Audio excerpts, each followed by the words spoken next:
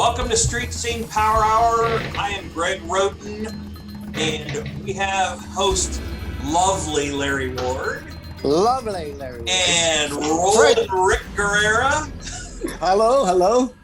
And we have some special guests with us. We have Michael Adamski with us from Boardman and Bill Sumners. And you know Bill Sumners' name from a car show in Greenville that we've done before. So, You know what, Larry, I want to start off with you just a little bit. We didn't get to this last time, but tell us about the Packard Show. We had an interview with Marianne Porinchek from the Packard Museum, and Right. you'd said some, you were talking about how the Packard Show, how's it going with that? Well, the good news is that the Packard Show was well received. Instead of having what we call the exhibitors party, where everybody that places a motorcycle or something in for the motorcycle exhibit, we usually get together the day before, like on a Thursday or a Friday night before the grand opening and do that. But because of COVID and some of the restrictions, it was decided that they would just have the grand opening, and select people could come to the grand opening during the day. So I went there, and I thought they did a really good job considering, the COVID and the ability to go get bikes out of state and bring them in and stuff like that. And the event for the exhibitors was attended pretty well. And the next day and that whole weekend, that Saturday, Sunday opening weekend, was very, very strong. And I was pleased to hear that the museum was very happy about it. So we can't have much better report than that. Good. That's great. So, we're glad that, with the COVID stuff, we're glad that went through. And, I have some pictures of, the COVID. So if you're listening to the podcast, you know all about the show. We wanted to get a little update from Larry. If you want to watch the broadcast, we'll have a few pictures in there for it. But, so Rick, you got any updates for us here? Any updates on what do you want to update here? I don't know. There's not much going on in my world. I'll tell you. We should be doing something on movies and Netflix. Oh, yeah. I got all kind of stuff on that. Surface line one. I can, Greg, if you want, I can update you guys. I just got back from Daytona Bike Week. I can run through that real quick. Yeah, well, we're a little jealous of that because you were down in the warm weather. But when did you get back, Larry? I got back late Sunday night. How was the weather? It was 75 in the day and 43 at night. Perfect during the day. Yeah. But you know what? You want to know what was funny? And I thought how great this was. The kid that won the Daytona 200. Which is not, it's not the same as what it was at one time because it's more regional racers and there's some limited factory participation. It wasn't like the old days where all the factory would show up. The factory shows up for the Moto America races that'll start next month. But a young man, Brandon Pash, won the Daytona 200. And my claim to fame is that Brandon passed me several times when I used to road race, and I used to wave at him when he'd go by. So it's kind of neat that I raced against a young man that won the Daytona 200. So that was interesting. And I got to tell you, Florida is pretty wide open. I wore a mask when I would be going into a restaurant. Everybody would wear a mask. But outside of that, I mean, if you're on Main Street, there was no masks. I mean, you were butt to butt and boob to boob and you name it. And so it was kind of like a throwback to the old time, but I can tell you it was one of the most attended Daytona events because I think everybody was part of social quarantine or whatever they want to call it. And everybody got together and we'll see how it turns out, in a couple of weeks and that. But from what I could see, when I was around the campfires and hanging out with some of the biker guys, that everybody kind of spaced out now. Nobody was giving anybody big hugs and stuff. So I think it's going to be okay. Hey, Larry, where did they run the race at? Right inside the where they do NASCAR? The Daytona 200 is in the Daytona Speedway, yes. Okay, and Speedway. I've been on that track. That's a big time track. When you come out of that last curve, you're looking at the timing tower, and then you're up on the bank. And I mean, it's pretty hard to walk on that bank. And then you come off that bank and you slingshot down the straightaway, and you hope you break enough to go into that first turn. So they used the whole oval then, huh? No, They don't. No. no. The oval's for stock car. Right. What'll happen is the back straightaway is like stock car, and the front straightaway is like stock car. But as soon as you cross the finish line, instead of going straight ahead, you'll now come into an S section in the infield. Okay. Come into the S section there, you come back out, then back around again, and then up on the bank again. So it's a 3.2 mile road course. What kind of speeds we looking at? Top speeds? Well, you're running 600. It's probably 150, 160, Whew, 170. that's still good. somewhere That's around still there. good. Yeah. Yeah, I used to be able to do about that, but back in the day when there was AMA racing, it used to be super bikes were a liter bike, 1,000 cc, and they had the capability of hitting close to 200 down the straightaway. But those 600s, they rail 150, 160 pretty easy, depending on the weight of the rider. How was the crowd? Very, on a race like that, I had media credentials, but very limited. They didn't want many people in the stands. Of course, that thing can hold a couple 100,000 people, so it's not hard to distance people around. It's probably less than 10,000. If you're talking about a spectator event, the AMO Smart Track Racing Series also was that entire weekend. In fact, they raced Monday right up through Saturday. Line 1, service, line 1. We got Bill in the car dealership up in Meadville. So all that noise in the background is Bill. We record this show at the worst time we could, so we can interrupt everybody at work. That's what our goal is here. But the flat track races were good. Indian come back out, and it's a shame that Harley Davidson, they spent 3 or 4 years taking a motorcycle that was never intended to race, the XG 750, and actually got it to perform last year to where it was on the podium a couple of times. And then they decided that this year they'll just do contingency money, and if you're a privateer or whatever, you can go out and race, and if you win or place or whatever, we'll give you some money. It's a shame that they and they're sponsoring the flat track series, but they're not sponsoring any factory riders. So that's a big departure, which means Harley probably won't be raced much this year, at least not in contention. But you see now, what are the big changes? I mean, due to the pandemic and that, I know there was probably little social distancing and all that, like you said, but as far as race wise, was there any changes to that due to the pandemic? I applied for media credentials, and then you got your media credentials. Then a day before the race, you had to go back, log in, and complete an entire form. And then, of course, if you're coming in the media areas and that, you got scanned your temperature and stuff like that. So just like it would be anywhere else, there was protocol in place to ensure that nobody came to the track that wasn't supposed to be at the track, health-wise. Sounds good. Yeah. But tell you what, we'll get back to a little bit with Larry here. Again, you're watching. Go ahead, Rick. Let's go to that noisy guy up there in Meadville. Bill. Hey. Bill. How's it going? I'm trying to be as quiet as I can. Where you at, Bill? You got it by yourself, guys. Where do you work at? Griffin Motors in Meadville, PA. What do you sell? And they're going to, what's that? What do you Chrysler, sell? Jeep, Dodge, Ram, and Kia. All right.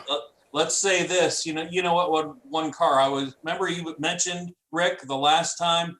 What car do you really want to drive? And I was like, I want a Hellcat. I don't care what it is. Just give me a Hellcat. You got any of those up there, Bill? Well, we don't have a Hellcat, but we have a Demon sitting in the showroom that has no miles on it. It was road ready and never driven. That's faster yet, right? I'll see you. I'm coming. Well, it'll run a sub 10 second quarter mile right off the showroom floor. It's got drag radials on it. It's got what they call the it's got a box full of of equipment to run at the drag strip. So it's got front runner tires. It's got a jack so you can change them. It's got you can change the ECU so you can run race gas. It's 840 horsepower on race gas. Is that faster the only than factory? the Red Eye? Yes, it's the only factory car that's ever been made that will carry the front wheels off the line in a drag strip. Wow. How about the Red Eye? Is that faster? Well, the Red Eye is kind of the road race version of the Demon of that. It's 797 horsepower, so it's a little bit less, but it's got street tires on it, or that you could drive on a road course. I mean, the Demon comes with drag radials on all four corners, so you got 4 drag radials that in most cases are going to get used up pretty quick. Nice. How much money are we talking? A Red Eye is, I think, around the $80,000 range. Okay. And they actually have rebates on those things. Now they have it's called $1 per horsepower rebate. There's like $8,000 worth of rebates on a Hellcat Red Eye now. Wow, that's pretty good. I'll buy Greg. one. Greg There you wants go, two. Greg. Well, Two of 'em. now you heard that. So it's at Griffin Motors up in Meadville. They got a Demon if anybody wants to go buy it. I was No, just it's not. That one's not for sale. That's the owner's toy. That's part of his retirement plan. Well, I'm sure yeah. just one drive. That's it. That's all I need. If I come back with it. Yeah. Bill Sumners is in charge of the Heritage Days. Service line is 2, service line 2, part 1. Rick had been telling me about Greenville Heritage Days for a long time. And we went up, I guess it's been 2 years now. Mhm. Went up Yep. and tell us a little about that. That show's incredible. Tell us a little bit about it, Bill. Well, I mean, we've had upwards of 1,000 cars there. I'm the only one in the country that gives away 200 bottles of wine that the car show logo is screen printed on. So I billed as the only drinkable trophy east of the Mississippi.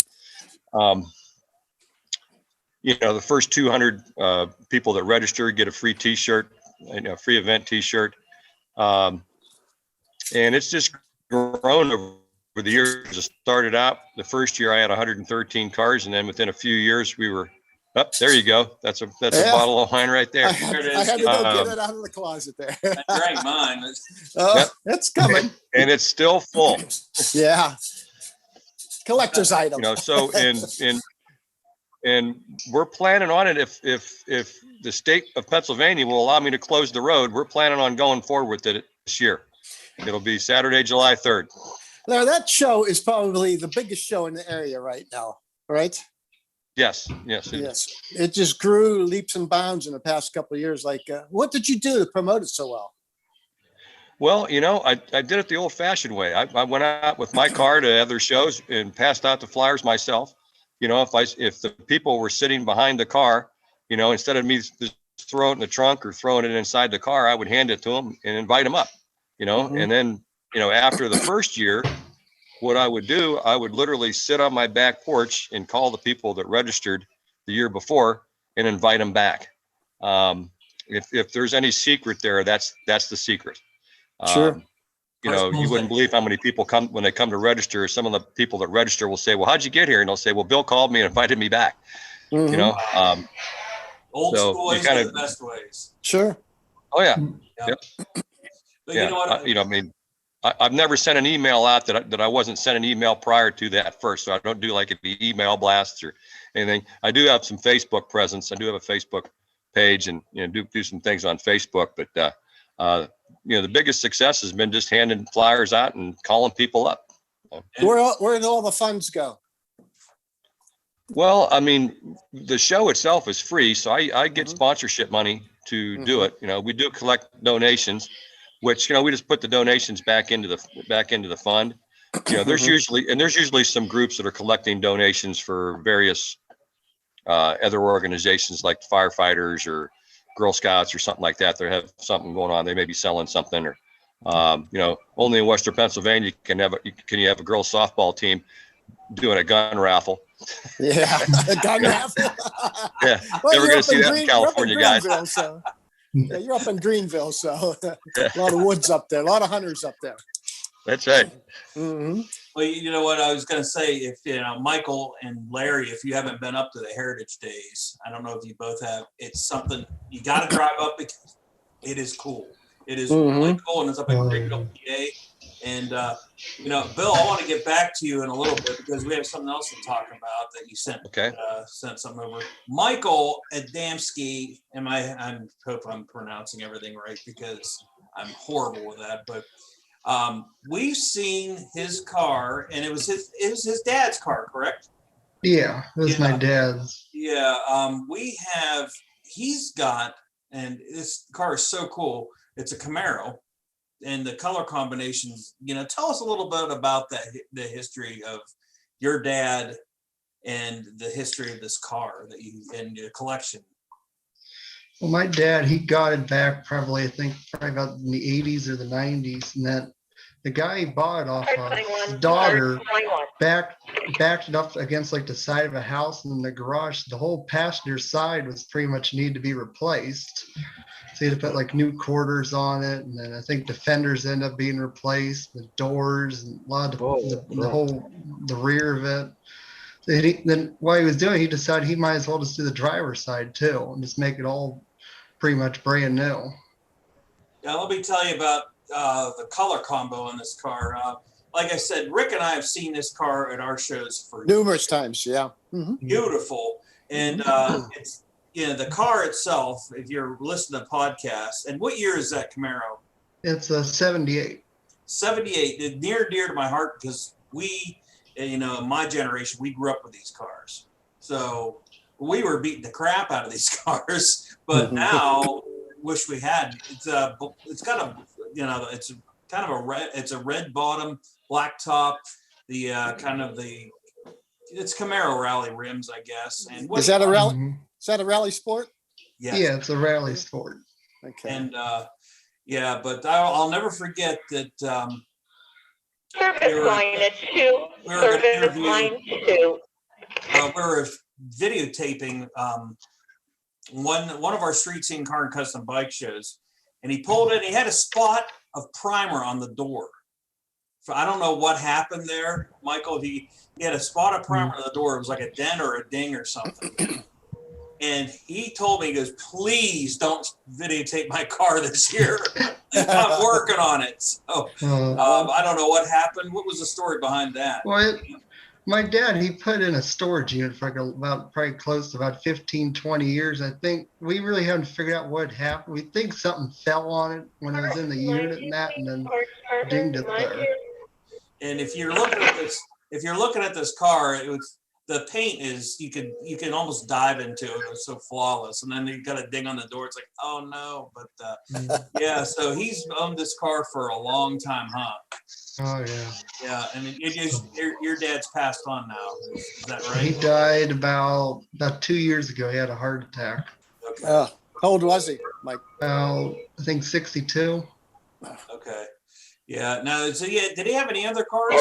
Well, he didn't have any race like in the past 20 years, but when he got that Camaro, he actually had a Camaro. He had a Corvette. I think he had an El Camino, and he had a Nova, and he ended up keeping that one. So he sold all the others and put the money into the Camaro. Okay, so he's a Chevy guy, basically. Yeah. Chevy at heart. So now this car here was a real rally sport, correct? Yeah, it was a real rally sport. Chevy made red and black, white and black, and I think yellow and black in that year. Okay. What makes it a rally sport? I think it's the color combination, that two-tone, like the black on top, like a different color on the bottom. Okay. And from the research I've done, I know they've made, I think, 11,000 something of the rally sports. And from what I've seen on Facebook and that, when I put on like Camaro groups and that, they say the red and black was one of the rarest ones they made that year. Okay. And we're looking at T-tops on this baby too, right? No, this one doesn't have the T-tops. No T-tops? Oh, that's just a black top on it then. Yeah. Okay. Now, did it have the 350 in it? It came with a 350 in that, but we ended up putting a brand new 350 crate motor in from about 5 years ago. Okay. A 350 crate motor. Is that what you said? Yeah. Okay. You're not putting out the 170 or whatever it came with. Oh, anymore. those are horrible. You know what? Also, I want to jump back to Bill. Bill, you've got also 66 Chevelle, one of your favorite cars in the world there, Greg. Yeah, mine and my dream car is a 67. 60. They're the same, Ron aren't they? Middleton, line 4. Ron, line 4, front end's please. different, back end's different. So, but tell us a little bit about it. Well, it's it's a tribute car, so it's not a real SS. It's got a 468 big block in it that dynoed at 544 horsepower. People that built it were smart enough to put a Tremec 5-speed in it, so the car is very drivable. You know, at 60 miles an hour, I'm only turning about 1,600 RPMs. You know, so I can go on a long cruise with this car, no problem at all. You know, I was just kind of lucky to find it. I found it. A buddy of mine had bought it from a guy in Indiana, and he was more of a custom street rod kind of guy, and he never drove it much. So when I sold my 37 Ford street rod, which had been on one of your shows before, I picked it up. And put it this way, as soon as I heard it run, he had me at hello. Yeah, if you're going to watch the broadcast, I'll have pictures on there. I'm having trouble getting them up for this, but And we've had them on also, what, during the Heritage Days, or was it the cruise we did last year? When we did the rolling car show that we went to Reynolds Drive-In, you had me on We there had them on there, all right. for that. yeah. But I mean, it's been on a couple other programs too. They filmed it for the low car show. It was on there, and it was also on a Mark line 1, please. Mark line 1. muscle car classics car show on Motor Trend Network as well. Low car show. Did they copy ours, Rick? Yeah. Yes, they did. We were first, by the way. Yeah, this is what year is this, Greg? The 12th year? Yeah. The 12th year for us, so. Yeah.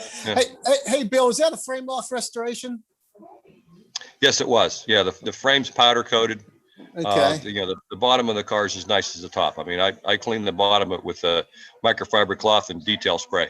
Got a Holly carb on it and everything, and Oh, yeah. dart intake, MSD intake. You got that thing pretty worked over.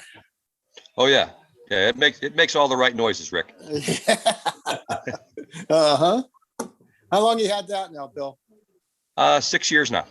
6 years. You getting bored with it yet? I got a buyer for it if You never know. Right. You know, Yeah. I almost parted company with it for a pro street Camaro here a year ago, but the guy that was buying my Chevelle kept hem-hawing around about wiring me the money for it. So I started thinking about it, and I told him I think I was selling the car too short of the money anyways, so I decided to keep it. So this isn't a true Chevelle, though, right? Is it No, a Malibu? it's a Malibu. I mean, It's a Malibu. if it was a true SS, the VIN number would begin with a 138. This is a 136, so it was a Malibu. So you're talking basically the trim, right? Is the trim different and maybe some of the horsepower? Yes, yeah, it was just trim. I mean, they true put one. the SS badging and the trim on it. You know, the SS dash and all that. It was all the same body style and everything, though. Yes, it was all the same body style. Yeah, yeah, Line 1. yeah. You know, It's got a Kyle induction hood on it now, but it had an SS hood when it came along with the car when I bought it. But that hood wouldn't work anyways because it wouldn't clear the intake manifold. So they had to put the Kyle induction hood on the car. now, is that a working Cal induction hood now? No, I mean it'll bring in air, but I mean a true Kyle induction hood literally had a flapper that was vacuum operated. Correct. On the Chevelles, the Camaros that had the Kyle induction hood basically had I think a snorkel hooked up through the air cleaner that drew air in off the cowl like that. You know, the Chevelles were the only ones I know of that actually had a mechanical flapper for the Kyle induction hoods. So they had them that year? The cowl induction hood? was the No, last not that year. They did not. No, they did not. They Okay. didn't come out with cowl induction hoods until 70. That's what I thought. Okay, I wasn't sure Yeah. though. Okay, You know, that's cool.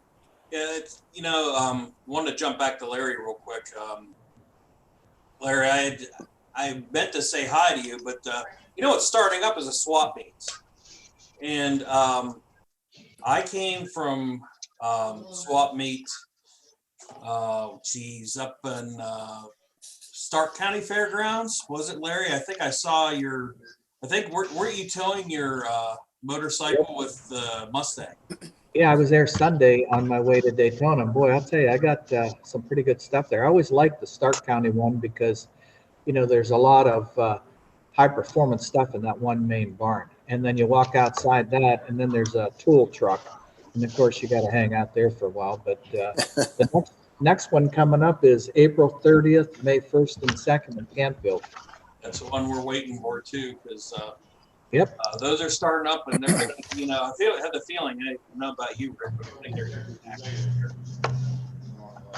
The problem look for me finding parts for my T-Bird are like you don't find them. That's one car you can't find parts for. Well, that's a good reason why you should get a Chevy, Rick. To get parts for it. Yeah, I like to get the different cars, and that's the problem I run into when I get these different cars. If you're looking for a Chevy, I've got a 93 40th anniversary Corvette that I think you would look great in.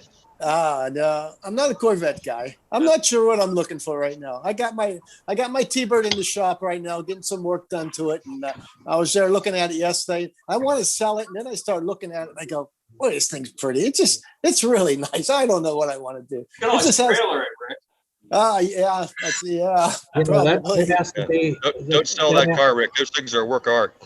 Yeah, I know. What year is it? 64. 4, 5, and 6 are the same. I have a Philco radio, a 64 Thunderbird radio. My grandpa gave me one. I think I told you that he got for either buying one or taking a test drive. Must have been bought one, but used to get these Philco. They were Philco AM radios, and it's a 64 Thunderbird. And so he must have bought the Thunderbird. I don't know, because they probably didn't give you the car unless. But I often thought about, I got an 8-year-old grandson, but then I thought, I'm not going to give it to him yet. He'll end up losing the wheels. It's been sitting there for 40 years, Here's one for you, Larry. Here's one for you, Larry. I went in my starter. I was getting a funny noise out of my starter. So I went to purchase a starter the other day. And I said, okay, there's a couple $300 for a starter. So I go down to O'Reilly's and they go, $50. I go, what do you mean $50? You sure? That's all it was. A rebuilt starter was $50. Well, a lifetime guarantee too. It's a low torque starter and it has a separate solenoid. It's not like the modern stuff where you got torque starters and they're $200. And so, is that the bat phone? Yeah. Yeah, I was really surprised. Plus, they said, okay, charge you $80. He said, when you come back, you get your $30 core charge back. So it's probably an easy starter to get to. It's not wrapped up under the exhaust somewhere. It probably fit every Ford back in those days too, So that when I think about the Corvettes, that's probably the only part that's halfway as reasonable to get to on those C4s, the 84s and the 96s.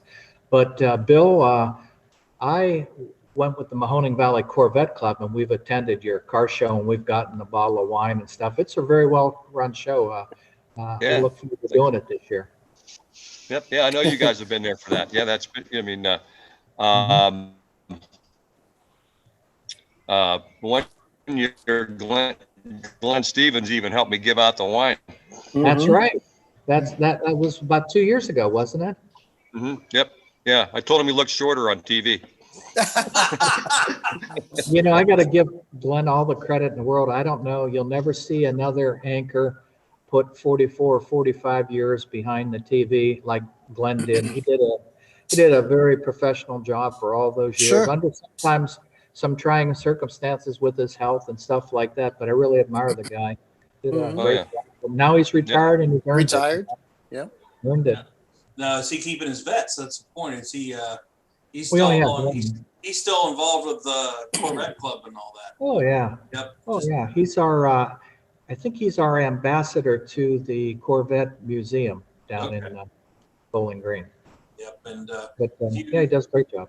yeah, there was, it's funny, a lot of the news anchors in the area, they all have their, and their interest in Glenn Stevens is always a vet guy. He's always been there. And if you remember Bob Black, Oh yeah, Bob Black loved his Cobra. Cobra, yeah, He had a Cobra and Cobra clone. That was a very nice one. He built that. Yeah, that was a kid car. Now, Michael, you're a Chevy guy. That he had was built by a guy that I worked with. Okay, yeah, because I remember. Was that a small block Cobra? Talk a lot on that one. But, was that a small block Cobra? It was small block. 302. It had a 302 in it. Can you imagine a 427 in one of those things? No. What do they weigh? About 2,000 pounds, 2,500 pounds. Oh, Jesus. Yeah. Well, I can tell you right now, I've ridden in one with a 427. It was a kit car. And it was up actually in Hermitage. There was a place up there called, it was a performance shop. It wasn't there long, but he had one. And he took me for a ride. I could barely even hold on in that thing. Felt like I was going to flip right out the back. It was just unbelievable, the power. Well, they used to road race those things. That's the thing that made me, because I looked inside one and I looked at the shifter and stuff like that. And I'm like, how in the heck would you road race this thing? But they were pretty darn competitive. Mm-hmm. Michael, you're a Chevy guy. I'm sure you're like your dad here. Now, was the car, your Camaro, was it restored from ground up, or was it, just a kind of a cosmetic? It was pretty much restored from the ground up. I know he redid all the brake system in it, and I think he did suspension stuff to it and that. It's pretty much a whole ground up restoration. Okay. Now, is that one of your dream cars, or what else you got dream car wise? Tire changing. I want one of the new Corvettes one day. New vet. There you go, Larry. What do you think about the new vets? Get fast the other day. What was what I can tell you. Mechanic back there down there now. I can see it. So what do you think about the vets, Larry? Well, what I can tell you about him is I was on Nelson Ledges on the road course for track days in a Corvette last year. Our Corvette, actually, M-Triple-C. And with Terry Newitt, won the Eastern Ohio Division of Autocrossing, and he's a really very good driver. And down that straightaway at about 120, 130, we got passed by a C8. You can't believe how wide those cars are. And he had enough horsepower to pass us down the straightaway, and then we didn't have any answers for him in the curves. They handled like they were on the rail. So, if you could have found one for $59,900, you could have sold it for $109,900. Well, we're having some teething problems, something in the transaxle, cross members cracking, stuff like that. But, you're going to have some issues with any first year car, So they're fixing them as they go. But now all those Corvettes there's no 59.9. Now they're all 90 and 100 and more. Hey, Michael, that Camaro of yours, I'll tell you what. It's priceless right now, since your dad had it and you got it. Now, I would never ever get rid of that thing. That's priceless. Yeah. I just got new wheels for it. Now I just ordered torque thrust for it. Okay. Oh, those will look good. Yeah. Some of those. The one thing about having I'm all for that. My cars that I have are always there. You have that sentimental part. There's no price you can put on that. Yeah, really. You have any pictures of you and your dad next to the car? Yeah, I got a whole bunch of pictures here, different albums and stuff with it and that. If it was me, I'd find a real good one with you and Dad. Or if I was my dad, me and my dad next to the car and frame it and put it in the house somewhere. That's what I would like about it. Yeah. Now, another thing, Michael, you're involved with are you in the Kool Time Cruisers as well? Yeah, I'm still involved with them in that. Okay. Because Rick and I, they have the Midnight Cruise, which down Salem, Salem, right? Started off when we started doing that cruise. It was up at Pizza Hut up in Columbiana. Yeah, and then it moved it to Salem or Stadium GM down at Salem, and that's a great cruise to go to. It's also enjoyable. Unbelievable how many views we've had on that show on YouTube. It's a pretty popular show, believe it or not. So it's one of our biggest. Yeah, that's a nice one. What are you guys doing this year, Michael? You know, I know we're still planning on having it. We're just kind of playing it by ear and what the state's going to do in that with regulations and that, and see when we can get together and stuff. But they're still planning on doing it. Good. And what what dates that is? If they usually have it, I can't remember. They usually do it about the end of July. So we're hoping maybe by then they'll have the restrictions lifted and stuff, and we'd be able to go ahead and do it. We don't have anything set in stone yet. Okay. Yeah, I think we'll be good because our show, Street Scene Car Custom Bike Show, is at the end of July. Also, hoping. I haven't heard anything pushing against that, so. We're planning right now to have the Father's Day car show in Hermitage. So we have to plan. We're not sure it's going to happen, but we have to plan just in case we can have it. So it might be a half size one or something, but we're planning on having it. So. Yeah. Okay, that's a great show. Larry, what's coming up motorcycle wise? Now, the Ice House still doing shows? Say that again. Is the Ice House still doing shows? Yeah, they'll start back up, and of course, my buddy Fast Freddy up the is doing things. But as we get into May, April's still a little iffy, but as we get into May, you'll probably pretty much be able to go out 7 nights a week if you want to at a various bike shows. Okay. Hey, Larry, could you fix us up at one of those bike shows? We would like to record. We haven't done one in a while, so. Sure. Yeah. Let me know which one you want to do. The Ice House, I think, is Tuesday nights. I think is Ice House. And then we have the Quaker Steak and Lube up in Austin Town also. Yeah. Now you guys might have to stay out a little late. It'll be 10 o'clock at night. I don't know. Oh man, I'm in bed at 10 o'clock. No, I'm over 60. Come on. Jason, line 1. Jason I'm Robinson, way line over 1, 60, please. Rick, right? Yes, way over 60. So anyways, yeah, sure. What you tell me what you want to do and we'll get it hooked up. And it would be kind of fun. The Austin Town one is kind of nice because it's a larger venue, not as compacted. And you have a chance. There'll be a stage there that you could set up if you wish, and they have slow speed races and stuff like that. And it's next we did that one a number of years ago, so it was fun. The only problem with that one was there's a lot of stock bikes there. We were looking for a lot of different bikes, and there's a lot of Harleys and Indians and stuff like that. We were looking for different bikes and. But how about the Ice House? Ice House have a lot of different bikes there?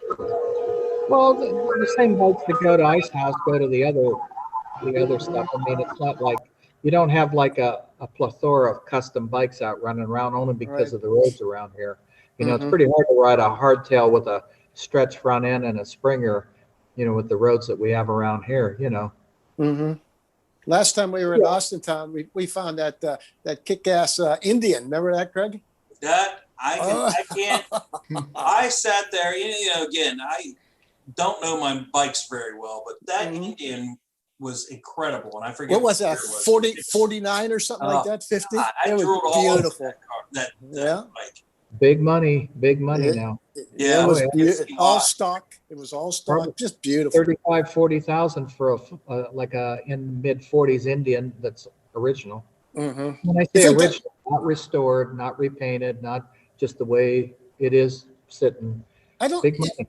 Larry, I don't think that's a lot of money for bikes anymore. Cars anymore, you get a decent one, they're up there $35,000 for an antique. You get an old bike like that, you think it would be double that. I would think it would be double that, 40,000 is a lot for a bike.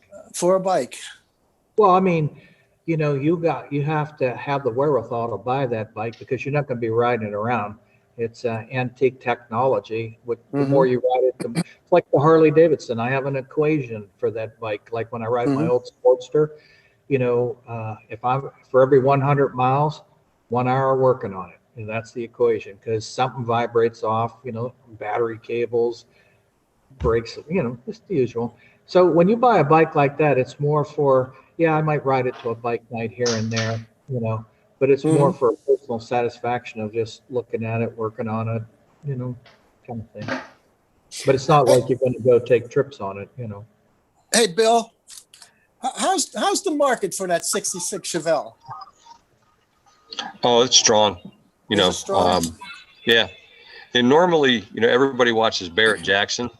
That's like that takes the temperature of the collector car market every year. And normally they're in January, but I think it's actually it's either in this month or next month that they're having it again out there.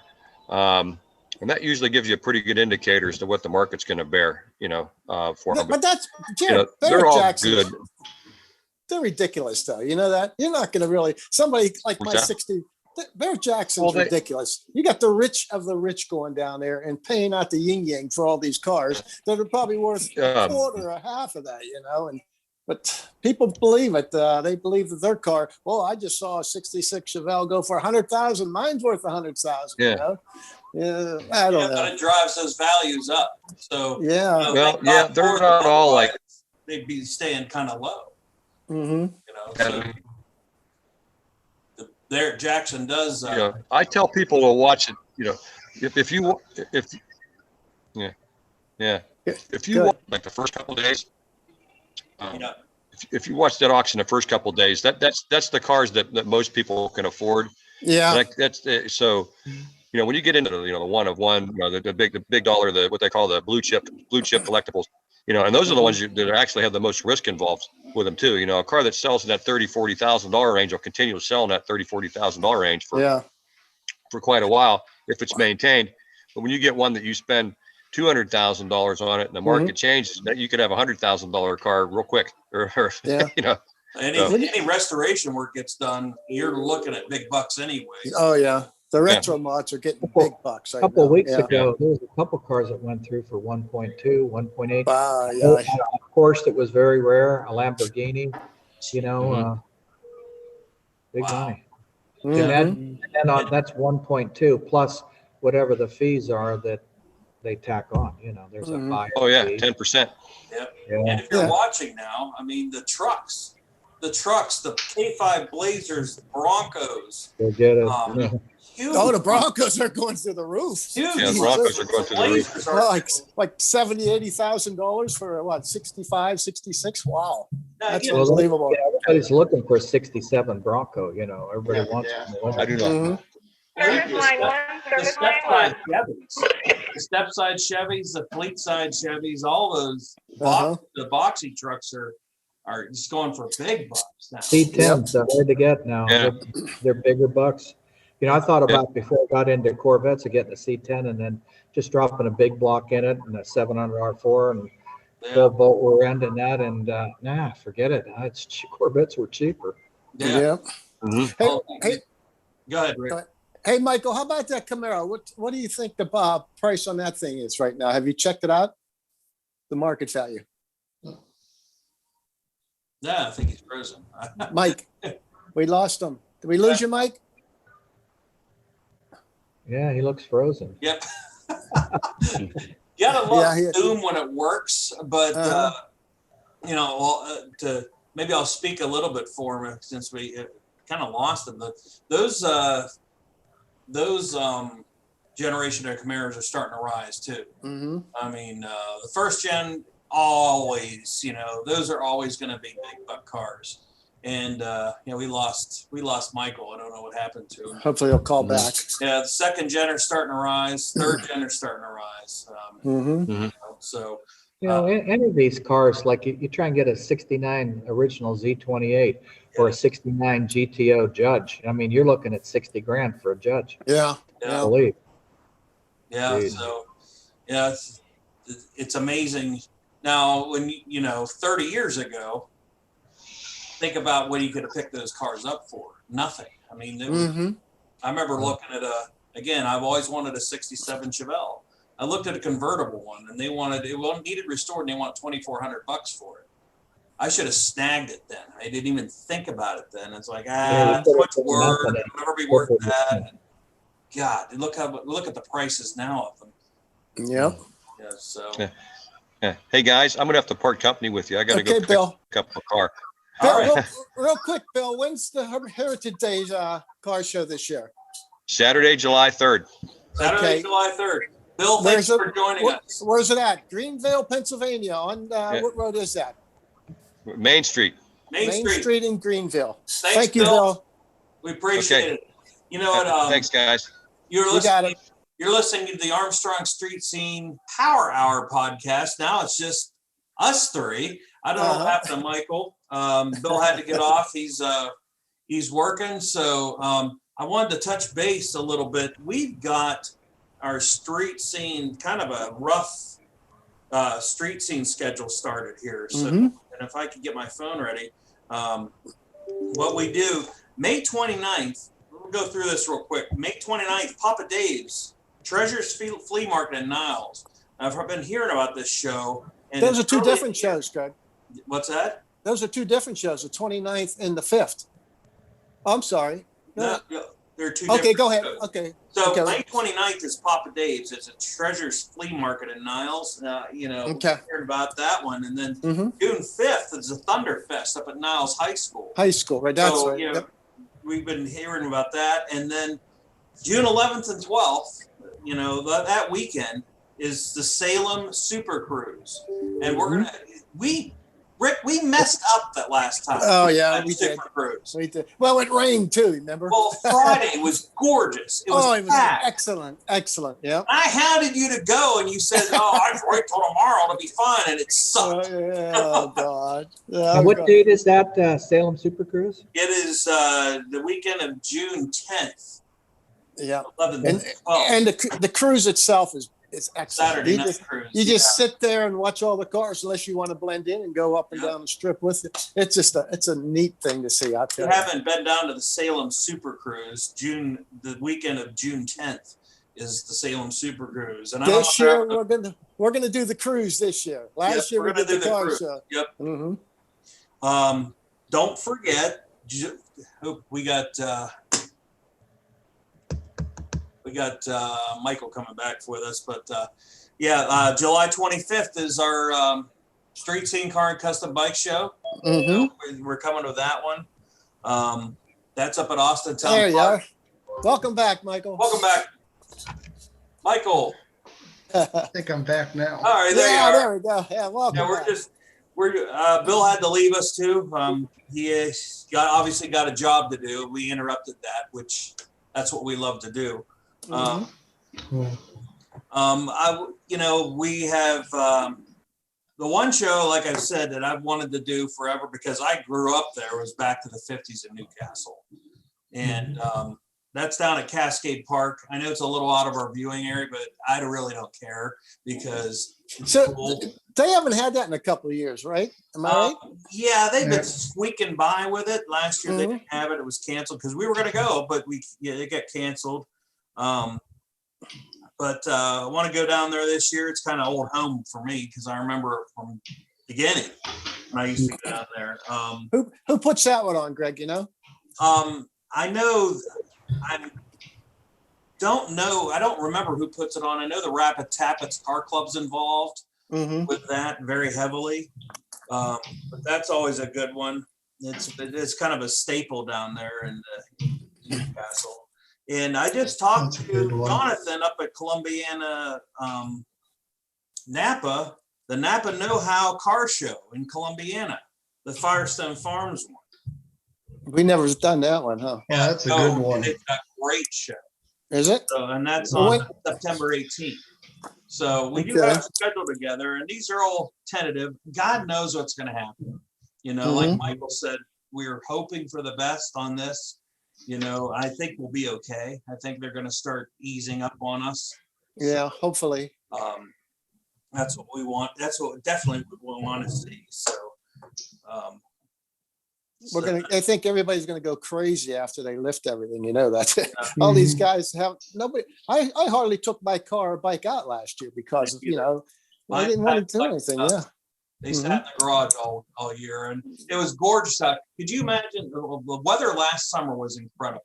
It was beautiful. Yep. It was the best weather I've ever seen here. The situation just was terrible, and nobody did anything. So let's hope let's hope it pans out for us this year as far as the weather goes.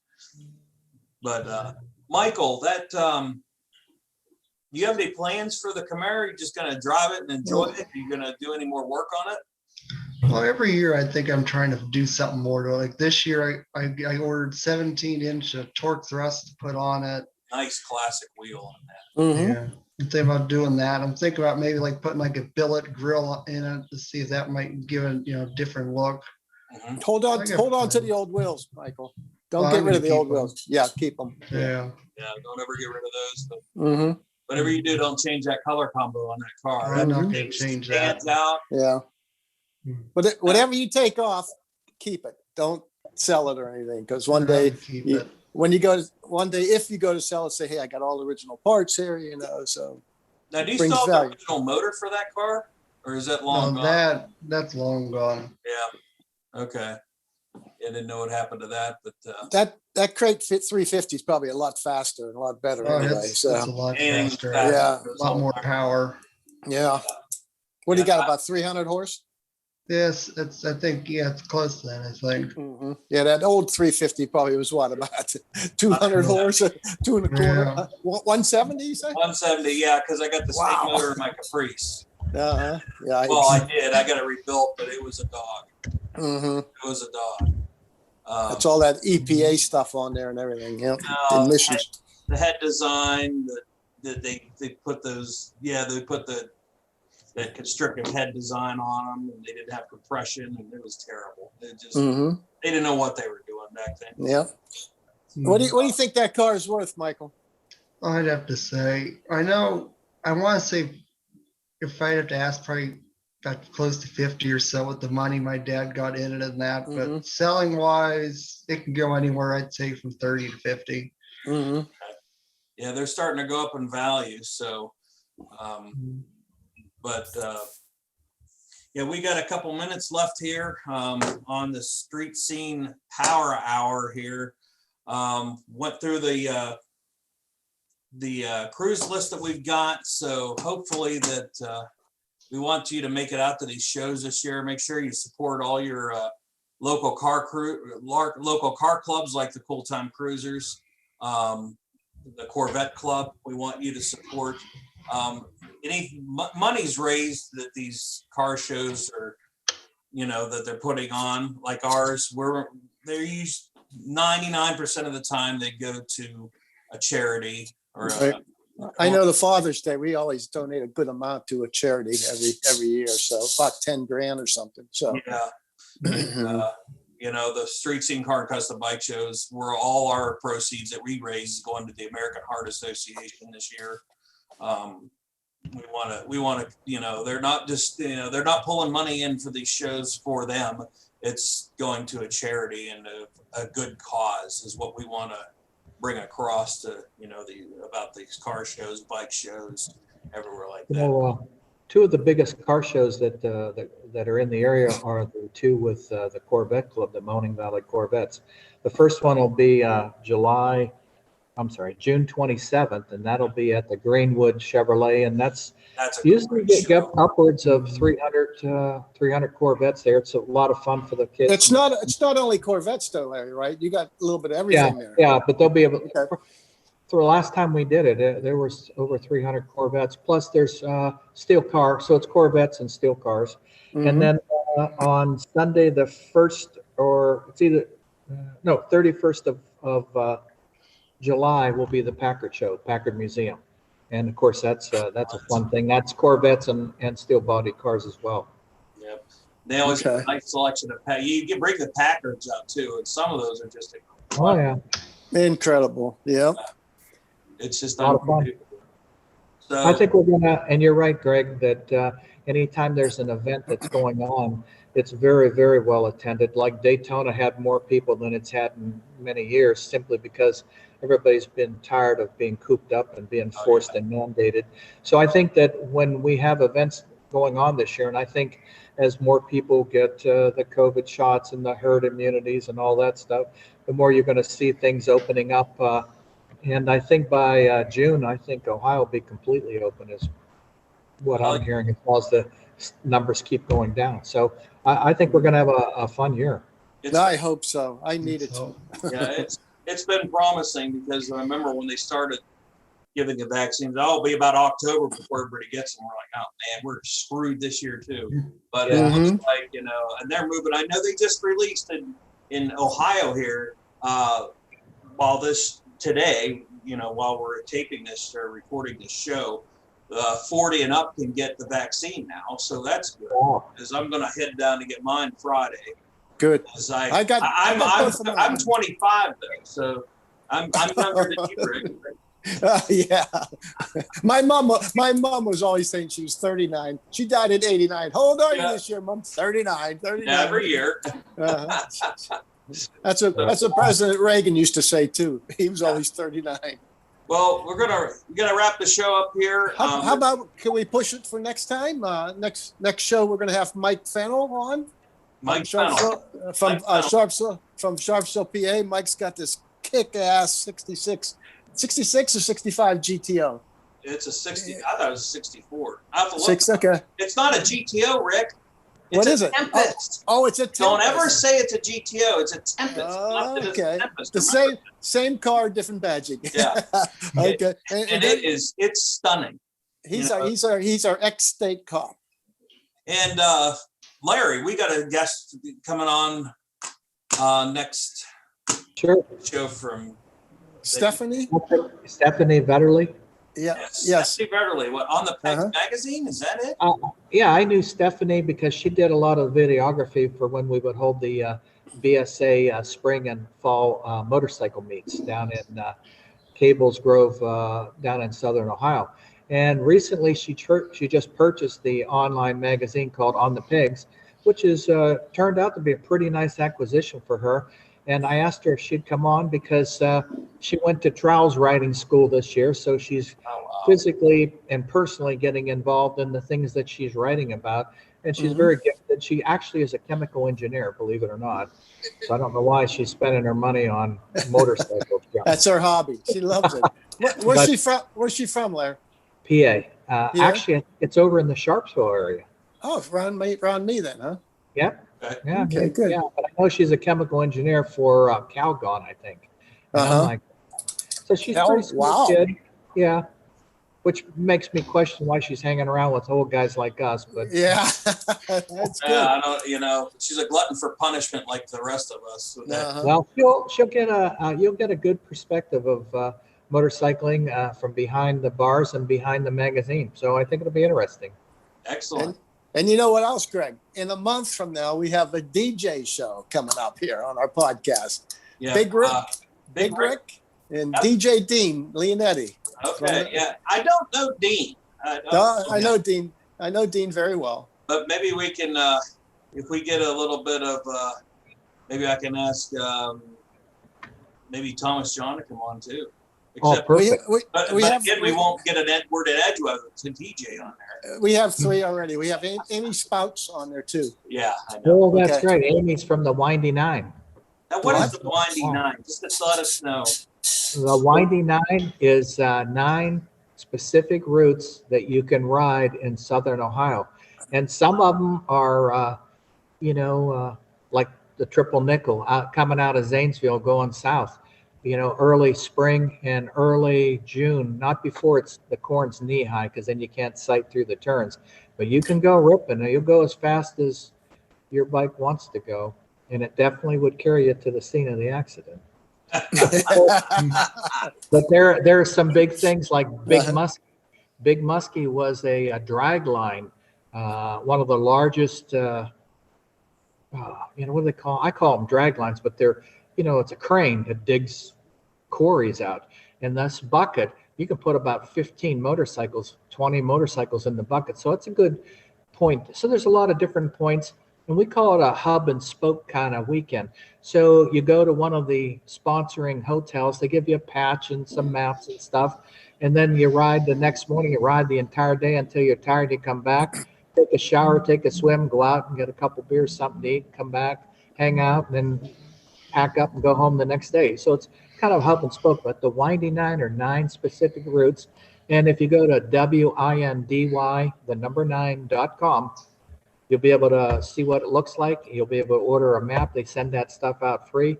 And it's brought to you by the Athens County Convention and Visitors Bureau. Great bunch of people. That sounds like a heck of a lot of fun. Oh, yeah. I rode every one of those routes in the last 2 years. I rode them all now. That's awesome. Well, we're going to wrap it up here for this episode of Street Scene Power Hour. Thank you to Bill Sumners, who is not with us right now, so we can talk about it on the side. Michael Adamski, thanks for joining us. Thanks, Mike. Your dad's Camaro. We'll see you at the car shows, huh? I'll be everywhere. Yeah, Okay. That's good. I'm Greg Roten. We got Larry Ward here with us, Rick Guerrera. If you want to even be a guest on our show, like Michael was, email me, armstrongstreetscene@gmail.com. Don't forget the July 25th Armstrong Street Scene Car and Custom Bike Show. For Larry Ward, Rick Guerrera, and Michael Adamski, I'm Greg Roten. We'll see you down the road. We'll see you down the road. Down the road. Right?